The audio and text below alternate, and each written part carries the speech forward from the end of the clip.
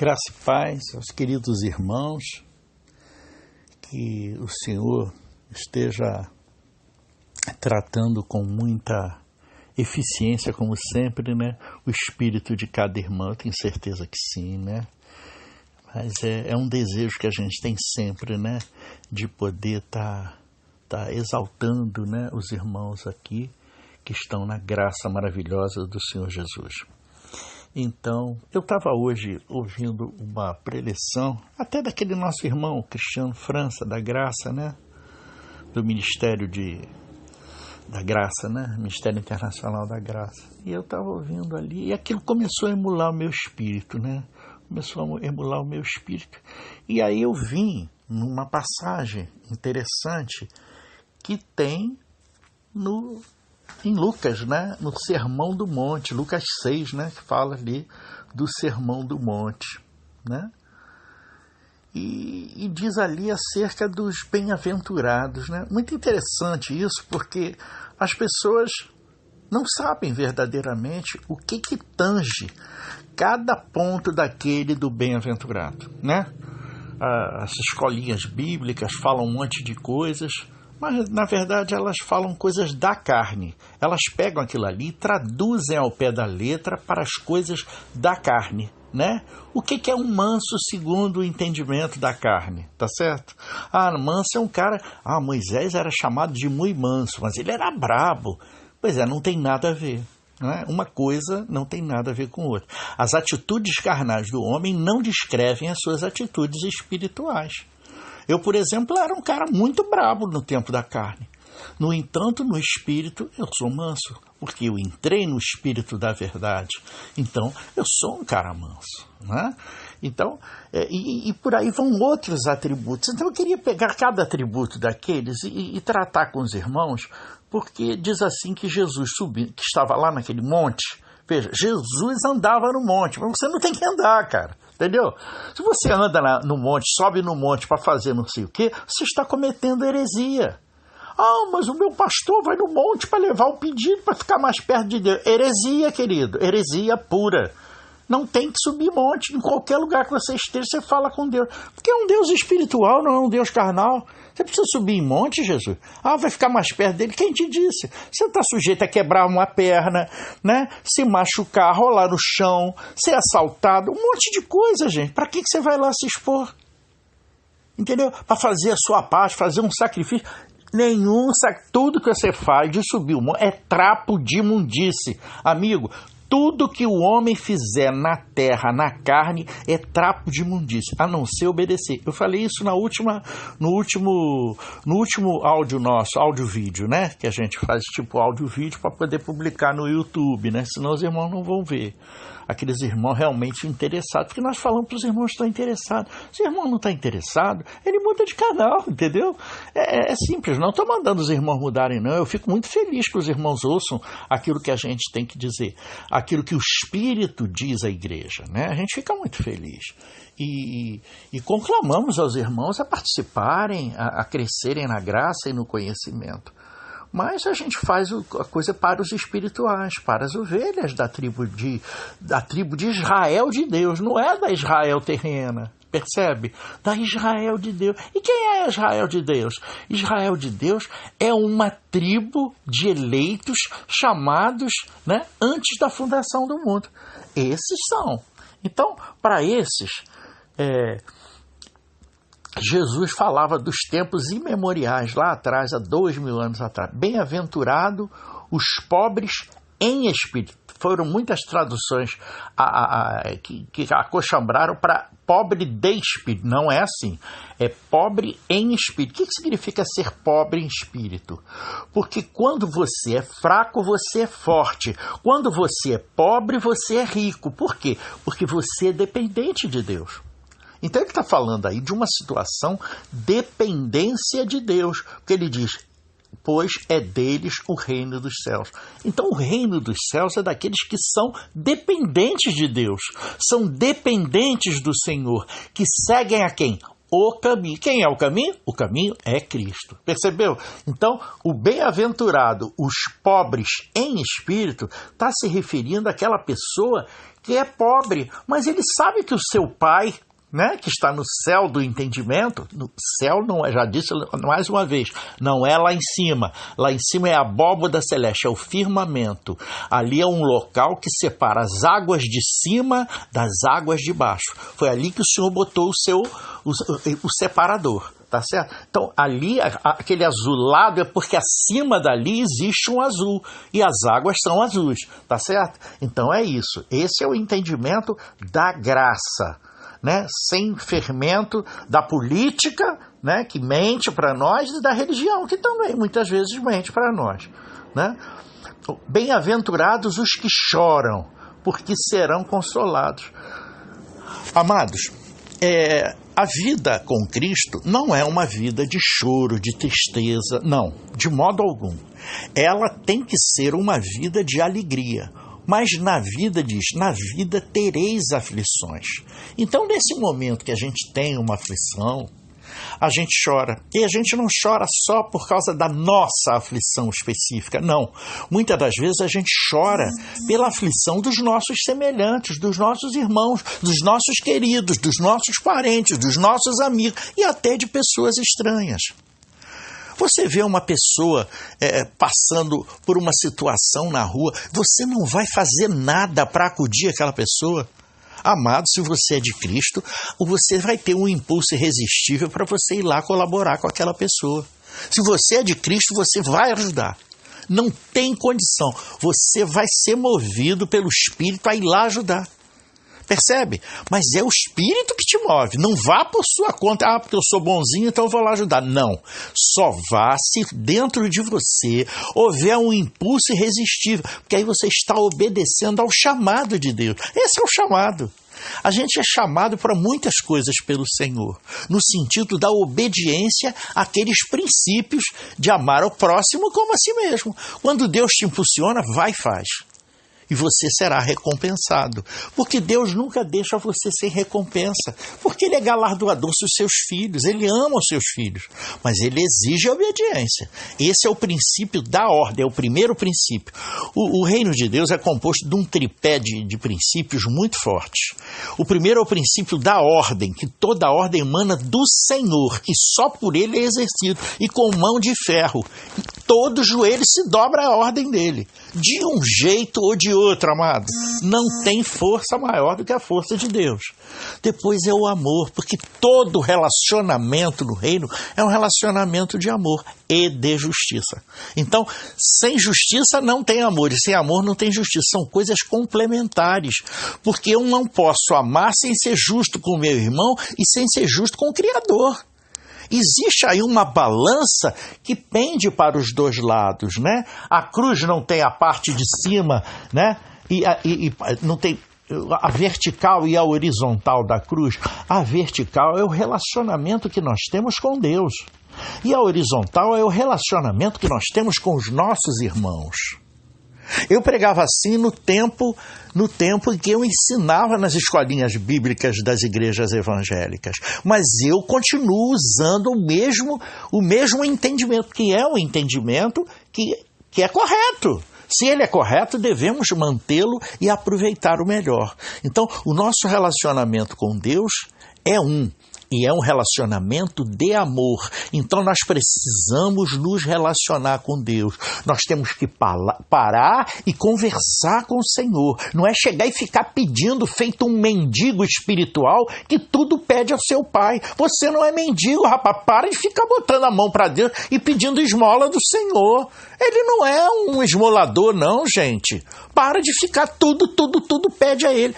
Tá certo que você peça ao seu pai. É justo. Mas você também pode fazer as coisas. Tem muita coisa que você pede a Deus que você podia fazer. Porque Ele já lhe abençoou com toda a sorte de bênçãos em Cristo Jesus. Está lá no livro de Efésios. Efésios 1, versículo 3. Dele já nos abençoou. Ninguém precisa ficar mandando bênção para os irmãos, não, meu irmão. Deus já deu todas.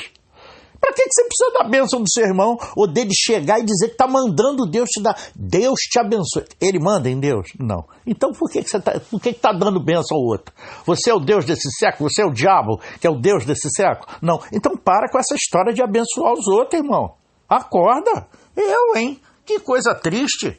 Isso é outra heresia da religião. E você, como um repetidor, um papagaio, fica falando para todo mundo. Para com essas coisas, rapaz. Fala aquilo que está na palavra de Deus. Fala aquilo que vem de dentro. E não aquilo que está na tua cabeça.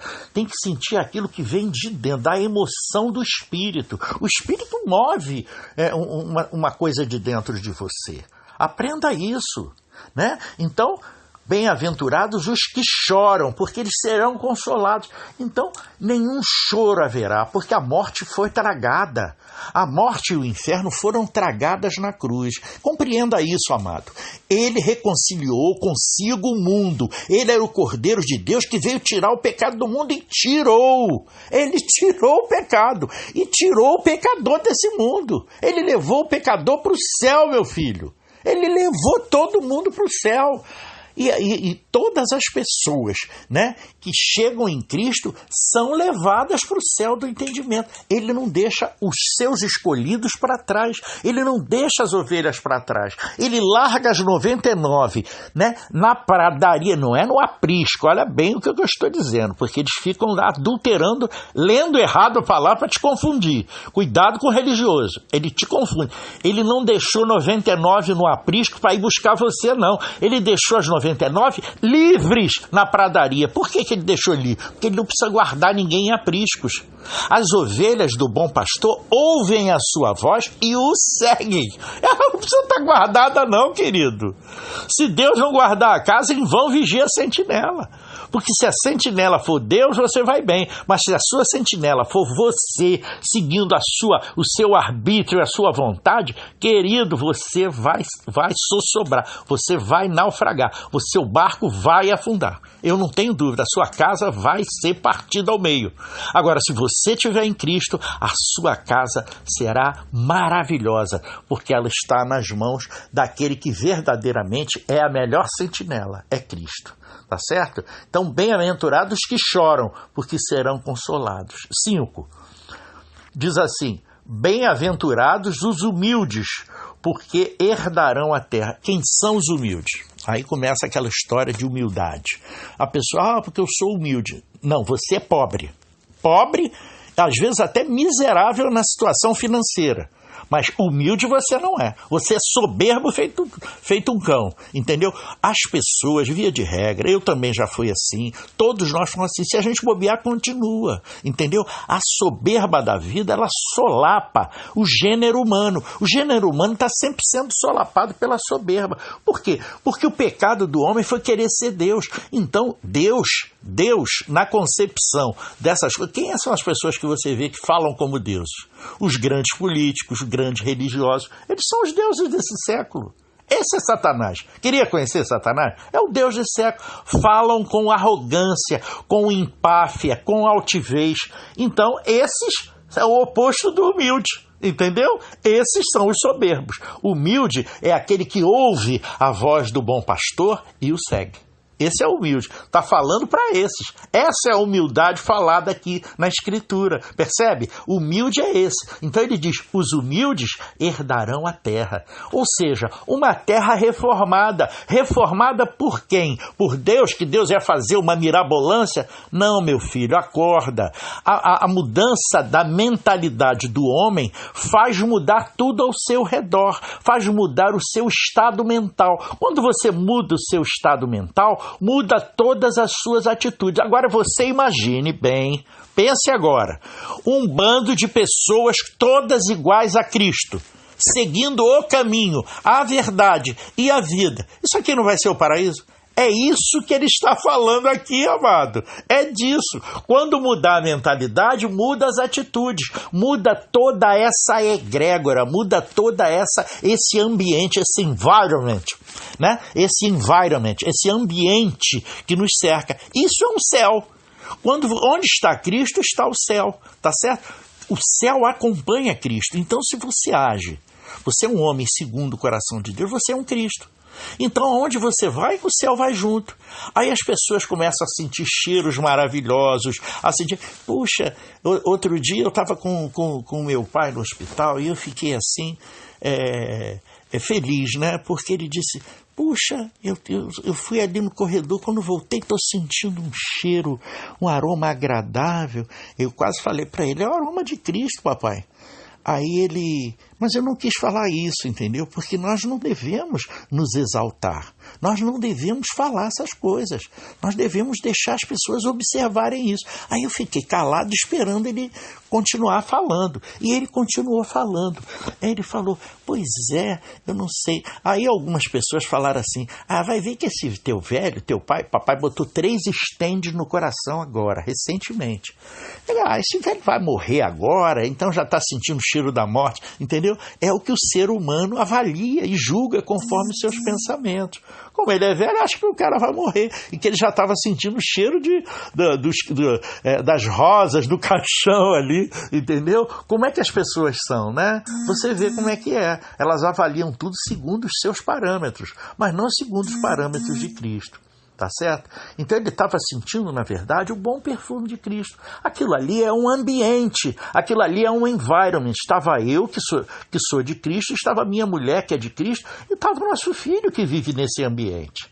Então o ambiente é um ambiente celestial, não é um ambiente terrestre. Percebe isso? Se você estiver em Cristo, você vai entender perfeitamente que não. Senão você vai achar até que eu que sou soberbo, entendeu? Eu não sou humilde. É isso que você vai achar. Mas esse cara se acha. Não, mas eu não me acho, não. Eu sou o que sou. É assim que age Cristo. Cristo, ele é o que é, amados. A gente não tem que chegar e ficar nem com falsas modéstias, nem com soberba. Claro que não. Mas a gente tem que dizer a realidade da nossa realidade.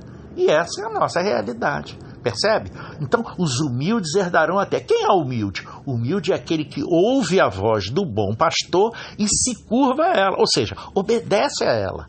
Aquele que é soberbo, ele quer falar em seu próprio nome, ele quer dar a sua opinião, ele quer estar sempre se manifestando, seja dando opinião no Zap, na internet, ele quer dar a sua opinião na igreja, ele quer dar a sua opinião na política, ele quer dar a sua opinião em tudo. Mas esse é o homem. Então, esse não é humilde, esse é soberbo. Esse é o Deus desse século, percebe? São os deuses desse século. Eu estou falando para espirituais, percebe? Bem-aventurados os que têm fome e sede de justiça, porque serão fartos. Então, o que ele está dizendo aqui com bem-aventurados os que têm fome e sede de justiça? A justiça é o terceiro princípio de Deus, eu já tinha falado isso. Então, por que a gente tem fome e tem sede de justiça? Qual a justiça que a gente está querendo? A justiça desses homens? Não há justiça na terra, amados. Todo juiz da terra, por mais, como é que se diz assim... bem conceituado, como por exemplo esse doutor Moro, né? É um sujeito bem conceituado. Esse daqui do Rio de Janeiro também, que agora eu esqueço o nome, também é um sujeito bem conceituado. Mas todo juiz, na visão divina, é considerado juízo iníquo. Por que é iníquo? É porque ele faz besteira? Não, é porque ele age segundo a carne. Mas ele não age segundo o Espírito. Por isso é falado juiz iníquo, porque ele tem atitudes de homem. Ele tem que tomar partido ou para a direita ou para a esquerda. Em Cristo não existe sombra, nem para a direita e nem para a esquerda. É sol do meio-dia. Então, quando se é sol do meio-dia, a gente só tem a verdade. O juiz não, ele vai julgar de conformidade com... Ele vai dar razão a alguém. Então alguém vai sair com a razão. Isso significa que ele está sendo injusto? Não, de modo algum. Ele pode estar agindo pela justiça dos homens. E muitas das vezes é verdade. A gente vê a resolução desse juiz Moro e ele acerta na mosca quase todas. Mas ele não é o juízo de Deus. Então ele não pratica a justiça de Deus. A justiça de Deus não é desse mundo, né? A justiça de Deus, aquele que tem fome, justiça de Deus, por quê? Porque ele vê esses absurdos que o diabo é o homem mau que existe dentro do nosso próximo, agindo nesse século. E não há justiça do homem que os corrija. O Moro tem direito de prender o Lula? Teve porque ele deixou de ser presidente. Mas ele tem direito de prender o Temer? Não tem. Não tem. Mesmo que o Temer faça um monte de besteira por aí, ele não vai prender o Temer. Não vai conseguir, amado.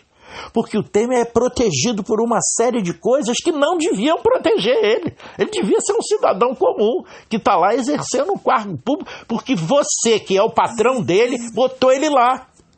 Quando você votou na chapa Dilma e Temer, você botou ele lá. Então, eu botei ele lá, mesmo eu não tendo votado nele, eu botei ele lá, porque eu participei da eleição. Então, de uma forma ou de outra, direta ou indireta, nós botamos o homem lá. Tá certo? Então agora a gente está aguentando as consequências da nossa eleição. Nós elegemos ele, então nós somos uns eleitores, né? Uns deuses fracos. Porque Deus, quando nos elegeu, ele sabia quem estava elegendo. Mas nós, quando elegemos os nossos candidatos, na verdade a gente está, como é que se diz assim? Elegendo um cara que vai mandar em você. Que história é essa? Ele é meu empregado, ele não é meu patrão. Percebeu a diferença? Quando Cristo era o dono do mundo e ele elegeu cada um antes da fundação do mundo. Percebe a diferença? Essa é a diferença entre a justiça de Deus e a justiça dos homens. Nós estamos falando da justiça de Deus. Então, eles serão saciados, eles serão fartos, porque quando Cristo chegar para todos, para a grande maioria das pessoas, como já chegou em mim, na Luciene, e no Marcos, no Silvio, né, no José Leite, na Valdiza, né, no Paulo, em tantos irmãos aí que ele já chegou, então nesses aí Cristo já chegou. Então eles já têm o céu na terra. Onde eles andam, eles estão levando o céu, amados. Porque eles dão exemplo e testemunha do Cristo que os formatou. Nós fomos formatados pelo Cristo no nosso entendimento. Então, se muda nosso entendimento, muda também as nossas atitudes, percebeu? Se eu mudar a minha mentalidade, eu mudo. Se um cara era ladrão e ele deixou de ser, ele mudou a mente dele, não mudou? Então ele deu, agora eu não roubo mais. Então ele mudou a sua mente. Quando ele muda a sua mente, ela muda essas atitudes. Tem a oportunidade dele fazer o furto ali, mas ele não vai fazer. Tem a oportunidade dele roubar o irmão ali, mas ele não vai roubar. Então ele mudou a mentalidade, então mudou as atitudes dele. Percebeu o que eu falo? É isso que eu estou falando, crianças. É isso que eu estou falando. Versículo 7 diz assim: bem-aventurados os misericordiosos, porque alcançarão misericórdia. Ele está falando da pessoa que tem misericórdia em todos os sentidos. Eu quero que esse cara morra mesmo, que vá para o diabo que o carregue. Esse cara tem misericórdia do ser humano? Não tem. Ele não trata o seu irmão como um Cristo. Perceba, é pelo fruto que você vê a árvore de onde ele provém. Não é assim que diz? Então, é pelas palavras, às vezes, dele, que você vê de onde ele vem. Mas nem sempre, né? A palavra que sai da sua boca significa que ele é uma árvore ruim. Cuidado com isso, para não julgar o irmão.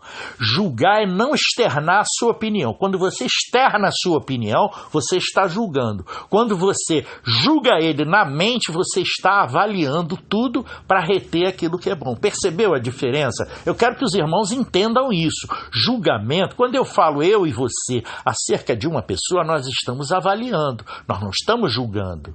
Então, tem muita pessoa ignorante, muito cristão ignorante, que a gente está avaliando aqui. Vamos avaliar aqui aquela situação ali do pastor fulano, do político José, do ancião, não sei o que lá. Então, estou eu e a pessoa aqui avaliando a situação.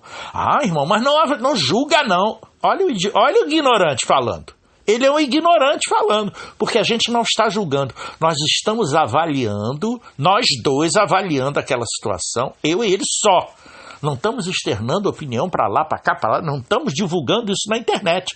Eu e ele estamos avaliando tudo para reter aquilo que for bom. Realmente, irmão, nós realmente pensamos errado daquele irmão. Aquele irmão, a situação dele é XPTO, é outra. Não é essa que a gente avaliava. Percebe? A gente pode chegar e achar que é um absurdo ou não achar que é um absurdo.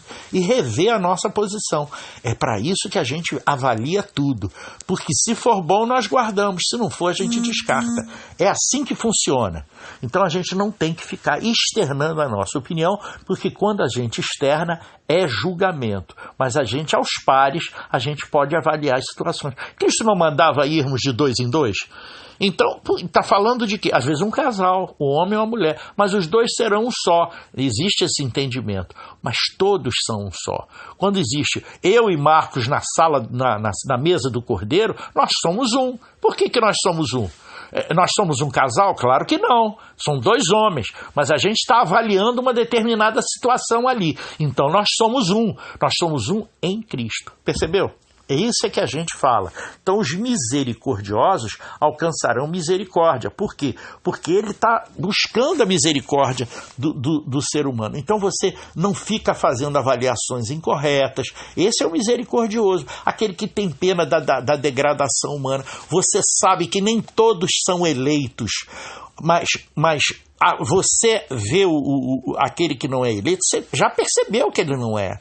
Mas você tem misericórdia dele, você não quer que ele se lasque, você não quer que ele se dane, mas você está percebendo que você fala com ele 300 vezes e o cara não compreende, gente. A gente fala do perdão de Deus para tanta criatura, mas as cabeças duras não aprendem, gente. Parece que a gente está falando para a parede. Rapaz, eu falo 1, 2, 3, não aprende. Então, o que eu faço? Qual é o meu papel? Cristo falou, você faz 1, faz 2, faz 3. Não ouviu? Bate a poeira da calça e vai para outra cidade. Ou seja, vai falar para outra pessoa. É isso que o apóstolo Paulo nos ensina, através da graça de Cristo. E nós aprendemos com quem? Com Cristo através dele. Percebeu? Então nós aprendemos de Cristo através dos nossos irmãos. Seja ele o apóstolo dos gentios, como é o caso do irmão Paulo, que era o apóstolo dos gentios, que nos ensinou, e seja através de cada um dos nossos irmãos, que são Cristo, seja o Marcos, seja a Luciene, até o Rodolfo, tá certo? Que está aqui falando para vocês nesse momento. Tá certo? Então, é assim. E quem são os limpos de coração? O que é um limpo de coração? Diz, bem-aventurado os limpos de coração, porque verão a Deus. É o versículo 8. Ele está falando de quê? Das pessoas que têm um coração ensinável. Limpo de coração não é só um coração bom, não é isso. É um coração ensinável, é um coração disposto a aprender até a amar. Tá certo? Porque nós não aprendemos a amar o nosso Deus. A gente conhecia Deus? Não. Quando a gente era pequenininho, a gente não conhecia Deus, a gente não sabia quem ele era. A gente não tinha a menor intimidade com ele. Então nós começamos a namorar com Deus, aí fomos conversando com ele. E aí a gente foi vendo quão abençoador ele era. Aí a gente foi se apaixonando por ele, até que a gente casa com ele. Esse é o casamento das bodas do Cordeiro. É do noivo, que é o Cristo, com a noiva, que sou eu, que é você, é cada um de nós aqui. Essa é a noiva. O casamento nas Escrituras não é um casamento do homem com a mulher, não, abençoado. Aquilo que Deus uniu, o homem não separa, não está falando do homem, do macho e de uma fêmea, não, meu irmão. Isso daí é casamento entre homens, isso é uma coisa carnal.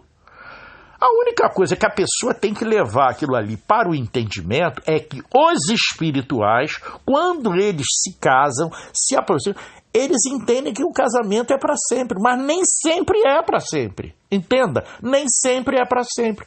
Ou se você está com uma pessoa, imagine bem isso, que você está com uma pessoa, que você está tendo uma vida desagradável com ela o tempo todo, que por mais que você se esforce, você não está conseguindo, é melhor, irai-vos, mas não pequei. Então, às vezes, é melhor você se apartar da pessoa para você não quebrar princípios de Deus. Os 7 princípios que eu estou falando. O princípio do amor, por exemplo, né? Senão daqui a pouco um trai o outro, isso daí é bonito? Não, está quebrando o princípio do amor e justiça de Deus. Percebe? Porque tudo que você tem direito do melhor dessa terra, a outra pessoa também tem. O seu marido e a sua mulher têm o mesmo direito que você. Porque a terra também pertence a ele. Se ele é de Cristo, a terra pertence a ele.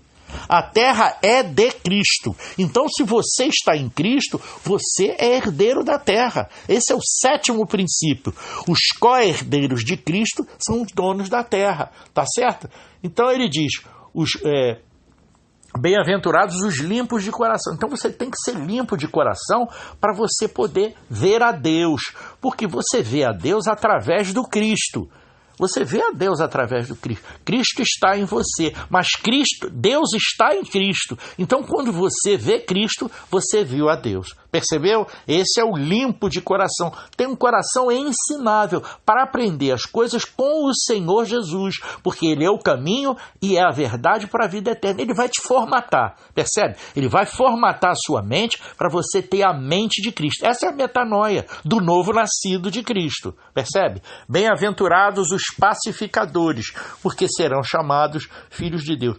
Todo aquele que é nova criatura é um pacificador, é um filho de Deus. Por quê? Porque ele creu, perceba bem, ele creu e foi batizado.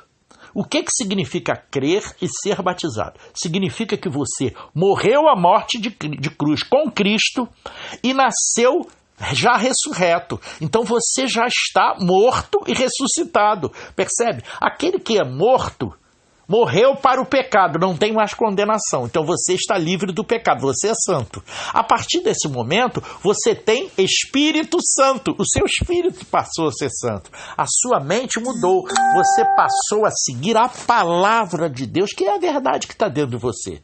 Então, quem vive a verdade é um pacificador. Por quê? Porque não tem sombra, querido. A verdade não tem sombra. Você é pacífico por causa disso. Porque você é filho de Deus, percebe? Os filhos de Deus são o quê? São cópias do Cordeiro de Deus. A cópia do Cordeiro não vai fazer besteira, é santo como ele é santo.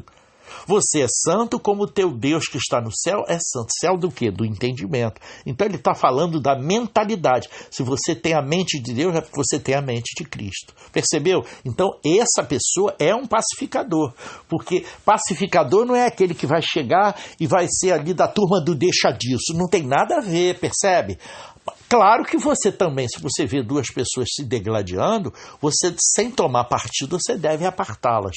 Você não tome partido, porque você não estava ali na hora do problema. Então, se você não viu, se você não ouviu, não dê testemunho, então não tome partido. É esse o juiz iníquo. Um pacificador não toma partido. Ele aparta uma discussão, ele aparta uma briga, ele aparta qualquer disenção entre homens sem dar a sua opinião. Ele não é a favor nem contra ninguém. Ele simplesmente não deixa que a contenda se tome rumo para uma situação pior que venha a quebrar o princípio do amor. Percebeu? Nem do amor e nem da justiça. Porque assim você está seguindo aos 3 primeiros princípios que eu já ensinei aqui hoje. O princípio da ordem, porque você está exercendo o papel de Deus. Deus não quer os seus filhos se degladiando um com o outro. Onde existe o Espírito de Deus não há contenda. Tá certo? Não há contenda. Então não tem contenda, tem amor e tem justiça, porque é tudo equilibradinho, percebeu? Bem-aventurados os que sofrem perseguição por causa da justiça, porque deles é o reino de Deus. Quem é que são aqueles que são perseguidos por causa da justiça? Justiça de Deus. Quando você fala de Cristo, as pessoas te perseguem, amados. Eles começam a querer sentar o pote, se degladiar com você. Então é o seguinte, é melhor às vezes nem responder a eles. Eles começam a falar. Se você responder e ele vier com ignorância, corta o papo, corta o assunto. Não deixa crescer, entendeu? Não deixa crescer. Porque no meio de agressão a luz não virá, tá certo? O que vai vir é coisa pior. Então, quando existe alguém com espírito, como se diz, espírito de porco, ou seja, é um espírito de Satanás, então, por isso é que botava o espírito dentro dos porcos. Lembra disso? Deu uma passagem que Cristo lançou aquele espírito imundo, entre aspas, dentro dos porcos. O que ele falou ali? Que ele estava lançando aquela situação ruim daquele homem dentro dos porcos. Então o espírito de porco é aquele espírito que leva um espírito ruim. Então se você está se digladiando com seu irmão, alguém ali tem, entre aspas, espírito de porco. Quer dizer, é uma coisa ruim, é uma coisa suja, é uma coisa porca. Então ele diz no 11 a mesma coisa. No 10, bem-aventurados que sofrem perseguição, porque diz, bem-aventurados sois quando vos insultarem e perseguirem e mentindo disserem todo mal contra vós, por minha causa. Exultai e alegrai-vos, sobremaneira, porque essa é esplêndida a vossa recompensa nos céus, porque assim perseguiram os profetas, né, que ele está falando aí, e os apóstolos que vieram antes de vós. Então, nós somos a luz do mundo e somos o sal da terra. Ele diz isso a seguir. Né? Eu não vou prosseguir, eu acho que o que eu tinha para os irmãos era para poder traduzir esse entendimento, que eu fui emulado ali pelo França, ali naquela hora que ele estava falando daquela pregação, não vou nem citar aqui, mas certamente eu vou compartilhar o que ele falou lá também para vocês, porque é um outro assunto, não é esse, mas como ele falou lá, aquilo emulou o meu espírito e eu resolvi conversar com os irmãos acerca daquilo que Cristo colocou no meu entendimento, no meu coração. Amém? A graça e a paz de Cristo seja com o espírito dos meus irmãos. Graça e paz.